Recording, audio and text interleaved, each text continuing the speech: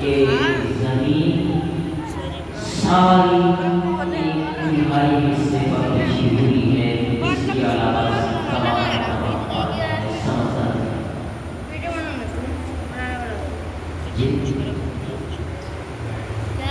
یہ جو زمین دیکھ رہے ہیں، یہاں آپ بس رہے ہیں، یہاں جس کے اندر پہاڑ ہے، اس کے اندر جنازہ کی شجر ہے، حجر ہے، ہر دیکھنے والی مخلوق نظر آتی ہے اور موجود ہے، یہ صرف ایک ہماری حصے پر ہے۔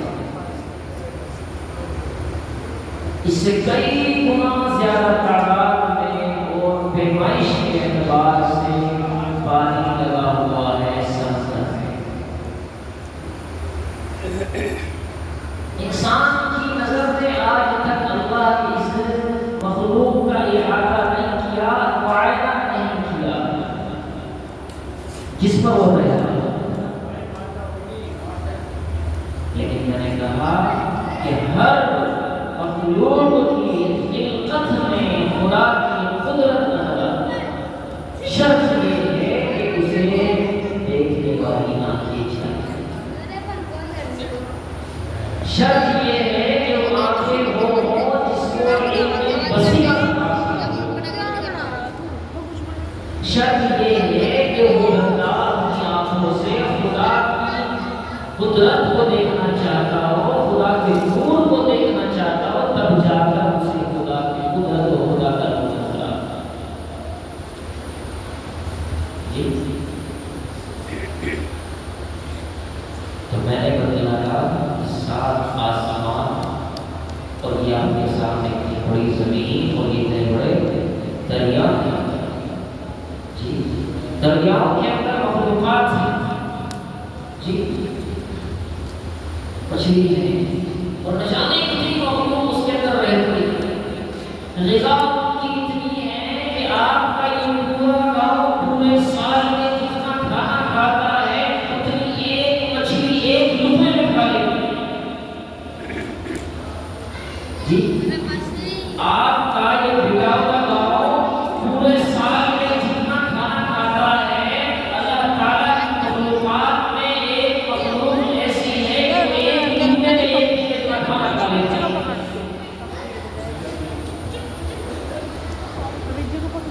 نظر آتی ہے یہ وہ مخلوق ہے جو آپ نے نہیں دیکھی۔ اب آ جائے ہمارے گاؤں میں، کیا یہاں ایسا کوئی بندہ بیٹھا ہے جس نے بھینس کا دیکھا ہے؟ ایسا تو نہیں کوئی، بچے بھی جانتے ہیں بھینس ہے۔ اچھا آپ کہیں گے عجیب بات کہہ رہے ہیں کہ بھینس کا دیکھتے تھوڑا اور عجیب بات میں آپ کو بتانے چلا ہوں، قرآن میں کیا ہے بھینس کے بارے میں، اللہ نے بھینس کے بارے میں کیا ذکر کر دیا؟ اللہ تبارک و تعالیٰ نے اپنی قدرت کا دیش بتایا، جی اللہ تبارک و تعالیٰ نے فرمایا کہ جا دیکھ بھینس کو، اس کے اندر میں نے ایک ایسی مشین فٹ کی ہے، میری قدرت میں ایک طرف گوبر ہے، ایک طرف دودھ ہے اور ایک طرف خون ہے، اس طرف گوبر ہے اور اس طرف خون ہے، بیچ میں دودھ ہے، گوبر گندا ہوتا ہے، بدبودار ہوتا ہے، غلاظت ہوتی ہے، خون ناپاک ہوتا ہے، رنگین ہوتا ہے، لال رنگ کا ہوتا ہے، دودھ سفید ہوتا ہے، شفاف ہوتا ہے، میٹھا ہوتا ہے، لذیذ ہوتا ہے۔ کیا تجھے میری قدرت نظر نہیں آتی کہ جب تو دودھ دھوتا ہے، تھن پکڑتا ہے، اس تھن سے دودھ کے قطرات نکلتے ہیں، اس سفید دودھ کے اندر گوبر کی بو نہیں آتی، اس سفید دودھ کے اندر خون کا رنگ نہیں آتا۔ کیا تجھے نظر نہیں آتا ان لبنی وفاصل خون بھی ہے، دودھ بھی ہے، گوبر بھی ہے، سب کچھ ہونے کے باوجود میری قدرت کی قدرت دیکھو، میرے خدا کی خدائی دیکھو، میں خون اور گوبر کے بیچ سے تجھے پاکیزہ دودھ پلاتا ہوں۔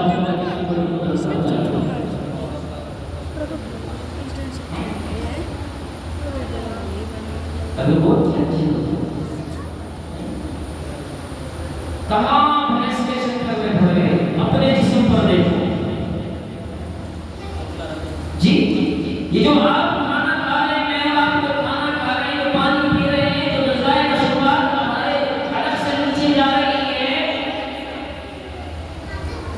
اس کے اندر فضلہ، خون، گوشت، پیشاب کون کرتا ہے؟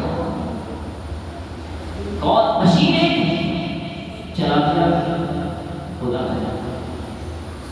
خدا کی قدرت یہ ہے کہ تمہارے جسم کے اندر وہی ایک کھانا جو آپ کھا رہے ہیں، اسی کھانے سے اللہ تعالیٰ جسم کے اندر خون بناتا ہے، اور اسی کھانے سے فضلہ بناتا ہے، اسی کھانے سے بلغم اور دھوپ تیار ہوتا ہے، اور اسی کھانے سے تمہارے جسم کی نشو و نما ہوتی ہے۔ کیا تمہیں خدا کی قدرت نظر نہیں آتی؟ جی اللہ کی طاقت نظر نہیں آتی؟ اس تمام تمہید کا خلاصہ کیا ہے؟ میں نے بتایا 18,000 مخلوق اللہ نے بنائی۔ جی یہ آسمان مقصود ہوتا اللہ کو بنانا کہ مجھے صرف آسمان بنانا ہے، تو میں خدائے وحدہ لا شریک کی قسم کھا کر کہہ رہا ہوں کہ تمہارا اور میرا وجود نہ ہوتا۔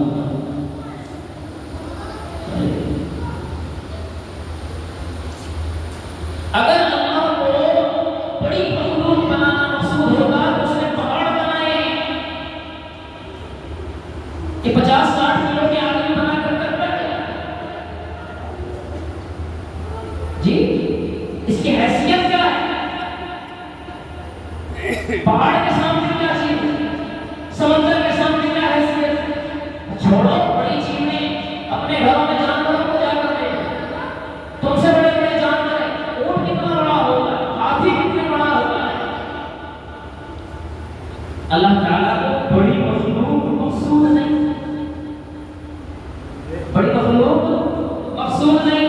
یہ جتنی 17,999 مخلوقات بنائی ہے، یہ صرف ایک مخلوق کے لیے بنائی ہے، اور وہ ہے حضرت انسان۔ جی یہ جو آپ آسمان میں اتنا بڑا چاند دیکھ رہے ہیں، اتنا بڑا سورج دیکھ رہے ہیں، یہ تارے جو دیکھ رہے ہیں جن کی تعداد بے شمار ہے، اور اس سے بڑی اور اس سے اوپر جو مخلوق ہیں، ان تمام کا مقصد انسان کو فائدہ پہنچانا ہے۔ جی انسان کو فائدہ پہنچانا ہے۔ تو اے انسان تیرا کیا مقصد ہے؟ بھینس دودھ اس لیے دیتی ہے کہ انسان کے لیے، سورج اس لیے چلتا ہے کہ انسان کی پیداوار جو غلہ تیار کر رہا ہے وہ پک جائے، چاند اس لیے نکلتا ہے تاکہ اس پیداوار کے اندر رس اور مٹھاس پیدا ہو جائے۔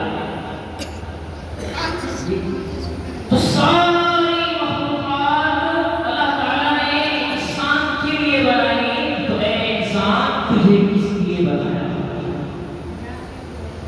جی کبھی اور کیا ہمیں کیوں بنایا؟ اور ایک بات کہ جب کوئی چیز کسی مقصد کے لیے بنائی جاتی ہے اور اس مقصد کو پورا کرتی رہتی ہے تب تک وہ کرتی ہے، جس بھی وہ اپنے مقصد سے ہٹ جائے اسے اس کے وجود سے مٹا دیا جائے۔ ایگزامپل مثال، یہ پنکھا آپ کے سر پہ رکھا ہوا ہے، کیوں بنایا؟ تاکہ ہوا دے۔ جس دن یہ ہوا نہیں دے گا اس دن یہ تمہارے سروں پر مسجد کی چھت پر لٹکا ہوا نظر نہیں آئے گا، کہیں کوڑے میں پڑا ہوا نظر آئے گا۔ یہ خود کوڑے میں جل رہے ہیں، یہ اس لیے کہ ان کا وجود بنایا گیا کہ تاکہ یہ روشنی دے، یہ جلے۔ اگر یہ روشنی دینا بند کر دے تو ان کا وجود آسمان چھت میں نہیں بلکہ ان کا وجود کوڑے دانوں میں ملے گا۔ تو اے انسان سن رہا، پروردگار عالم نے فرمایا وما خلقت الجن والانس الا ليعبدون، تیرا وجود، تیرے بنانے کا مقصد میری عبادت کرنا، میری غلامی کرنا ہے، میری غلامی کرنا ہے، میری عبادت کرنا ہے۔ پروردگار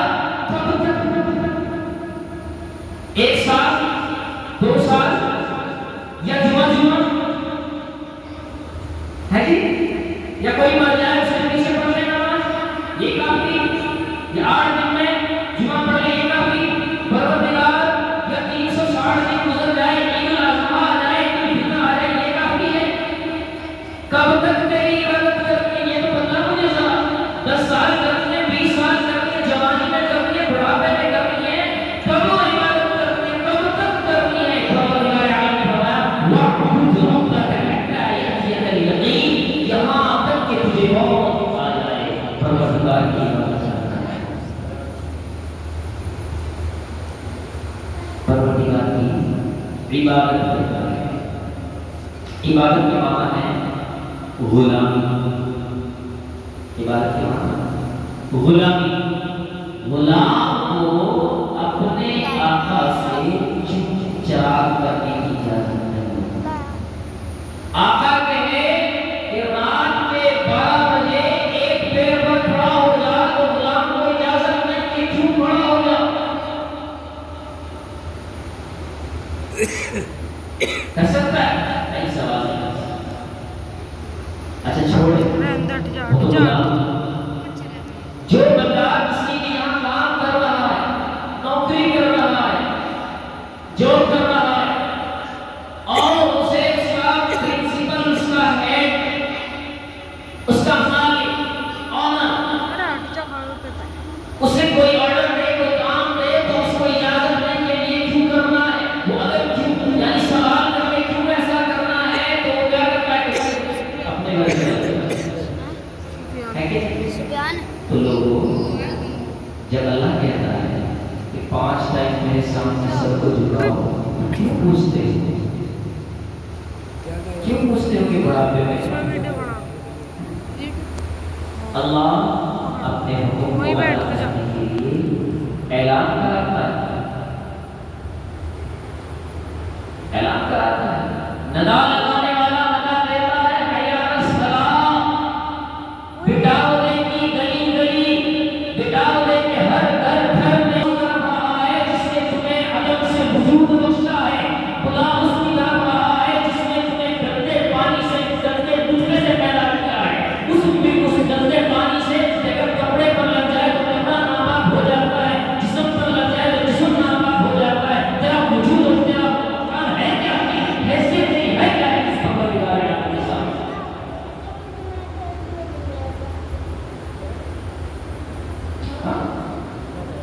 اللہ کے حکم کو توڑ کر زمین پر ایسے چلتا ہے، ایسے اکڑ کر چلتا ہے، پروردگار کہتا ہے کہ تو زمین پر ایسے چلتا ہے، زمین پر ایسے چلتا ہے کہ زمین کو پھاڑ دے گا، اکڑ کر ایسے چلتا ہے تو تجھ سے بڑے بڑے پہاڑ نہیں، تو زمین کو نہیں پھاڑ سکتا، تو پہاڑ کی بلندی کو نہیں چھو سکتا۔ اور سامنے نظام اللہ تبارک و تعالی نے حکم فرمایا وَاعْبُدْ، عبادت کرو، بندگی کرو۔ یا اللہ کیسے کریں؟ جی سوال یہ نہیں آتا، آرڈر تو دیا ہے، طریقہ تو بتاؤ، اسلوب کیا ہے، منہج کیا ہے، سنت کیا ہے؟ کوئی آئیڈیل دے، کوئی نمونہ دے، کوئی اسوہ دے جس کو دیکھ کر میں عمل کروں، جس کو دیکھ کر میں تجھے راضی کروں۔ پروردگار عالم نے فرمایا لَقَدْ كَانَ لَكُمْ فِي رَسُولِ اللَّهِ أُسْوَةٌ حَسَنَةٌ، لوگوں میں نے تمہارے پاس نمونہ بھیج دیا ہے، آئیڈیل بھیج دیا ہے۔ عبادت غلامی، اور غلامی جب تک تمہارے جسم کے اندر سانس چلتے رہیں گے تمہیں اللہ کی غلامی کرنی پڑے گی۔ ہر لمحہ صبح اٹھو گے تو خدا کے حکم کے مطابق اٹھو گے، رات کو سونا ہے تو خدا کے حکم کے مطابق سونا ہے، جب اٹھ کر کے کاروبار میں جاؤ گے تو خدا کے حکم کے مطابق تمہیں کاروبار کرنا ہے۔ اللہ نے تمہیں حلال کمانے کا حکم دیا، حلال کمانا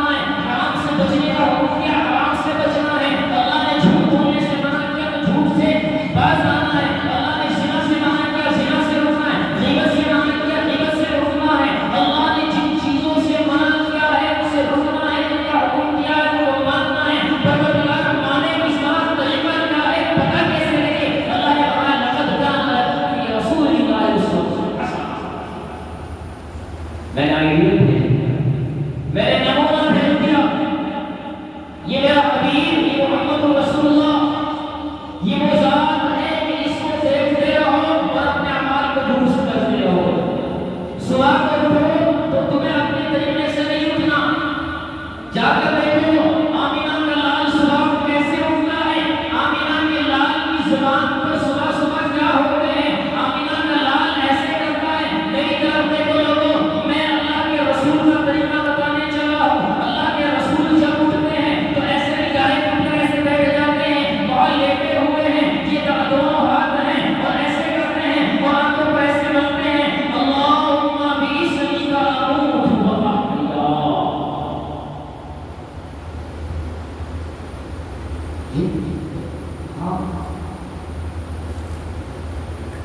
الحمدللہ الذی احیانا بعد ما اماتنا وإلیہ النشور۔ خدائے وحدہ لا شریک کی تعریف ہے، تیری بزرگی ہے، تو نے مجھے مر جانے کے بعد دوبارہ زندگی لگا۔ پڑھتے ہیں دعا،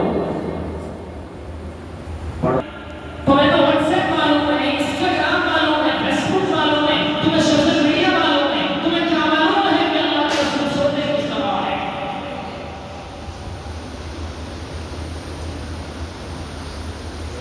تم نے رات کو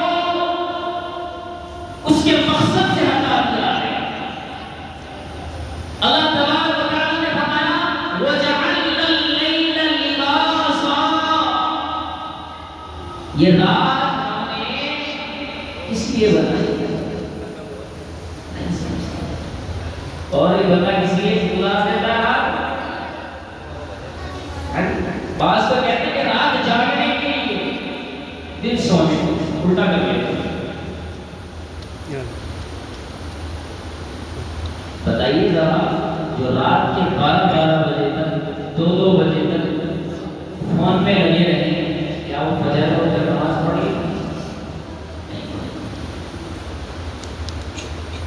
محبوب کبریا سوتے کس طرح، کون سا پہلو ہے، ہاتھ کہاں رکھتے ہیں، پوچھا کر۔ علماء آتے ہیں، بتاتے ہیں، سنتے ہیں اس کان سے اور دوسرے کان سے نکالتے ہیں۔ بولو اچھا امام علیہ سے ایک بات بتاؤ، جس اللہ نے تمہارے پاس اپنا محبوب بھیجا ہو کہ اس کے مطابق زندگی گزارو، جیسے یہ بتایا ایسے مانو اور تم نہیں مانو،